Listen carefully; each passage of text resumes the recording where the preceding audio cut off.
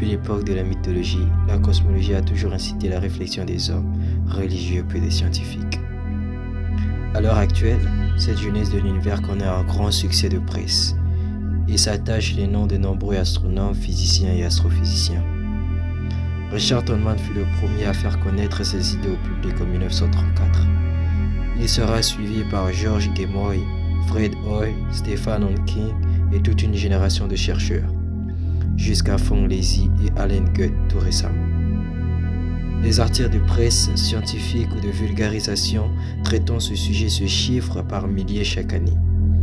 De nouvelles théories apparaissent aussi pour expliquer certaines étapes singulières de cette évolution.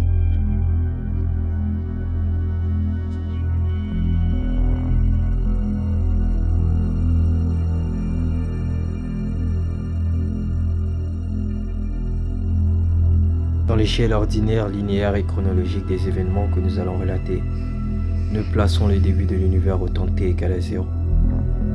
Cette notion perd son sens si nous acceptons l'idée d'un univers qui crée son propre espace, d'un phénomène de Big Bang. Chercher à savoir ce qu'il y avait avant devient un non-sens physiquement parlant.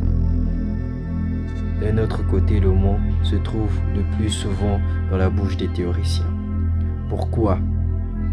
Parce que ce principe peut être gommé si nous alignons en parallèle une échelle logarithmique du temps.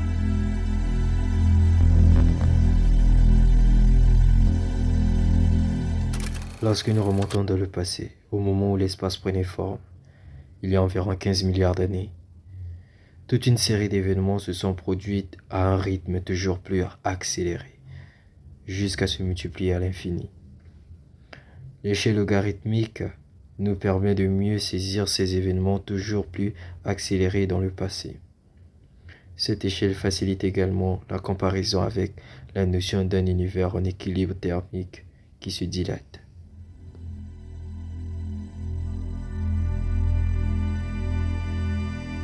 En bonne approximation, l'échelle du temps est multipliée par 2 chaque fois que l'univers double de volume, tandis que sa température baisse de moitié.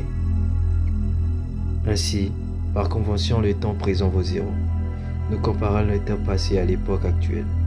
Au temps t égale à 1, l'univers présentera un rayon 2 fois plus grand qu'aujourd'hui, soit 30 milliards d'années-lumière. À t égale à 2, il y aura encore doublé de volume, soit 60 milliards d'années-lumière, et ainsi de suite.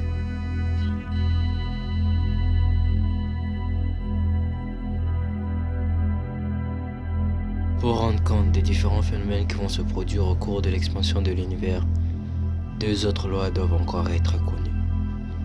Rappelons qu'en bonne approximation, tant que la densité d'énergie du rayonnement est supérieure à la densité d'énergie de la matière, on peut considérer l'univers comme un système gazeux en équilibre, dans lequel la température T est une fonction du temps.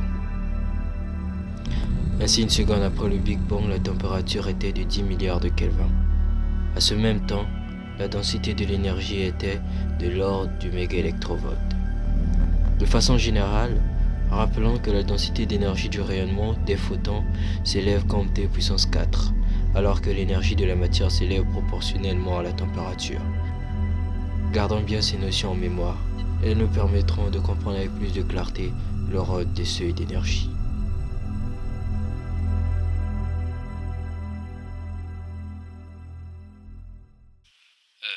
Introduite en 1927 par l'abbé Lemaître, nous avons vu que la théorie du Big Bang fut affinée par Gamow, qui l'énonça en 1948. Comme le faisait remarquer l'abbé Lemaître, il ne faut pas considérer ce grand boom comme une explosion traditionnelle. Elle ne s'est pas produite dans une enceinte. Le terme Big Bang n'est pas approprié pour décrire le phénomène physique qui représente car l'univers se contenait en lui-même. Gamow propose qu'il y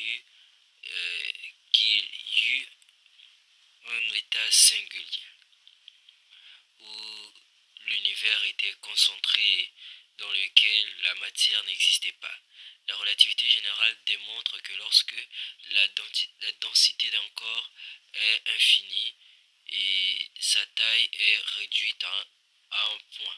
On obtient une singularité. Einstein écrivit en 1950 que sa théorie n'est qu'une approximation très inadéquate lorsqu'on a affaire à de très fortes densités de matière. Cet état ne peut être expliqué sans faire appel à la physique quantique, mais dans ce cas, on obtient des nombres infinis.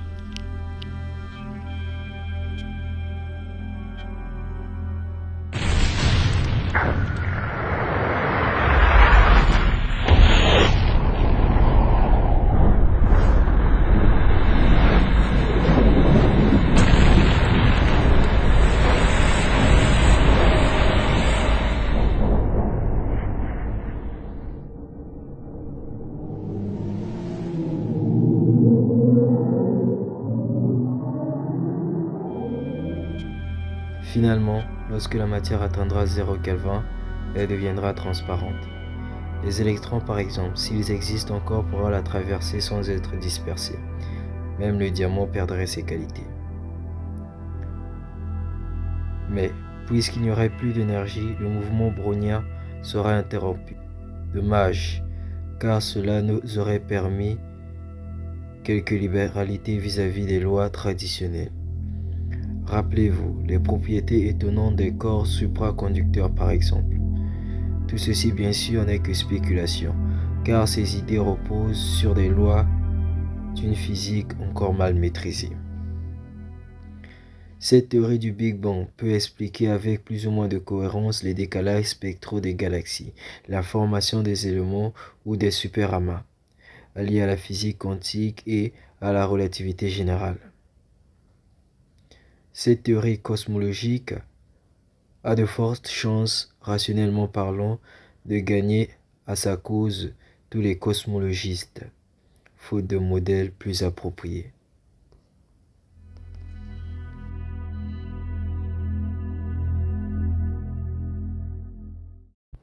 Merci beaucoup d'avoir suivi cette vidéo jusqu'à la fin. Si vous avez aimé, n'oubliez pas de vous abonner et de nous laisser un pouce bleu. A plus sur Gyrostech.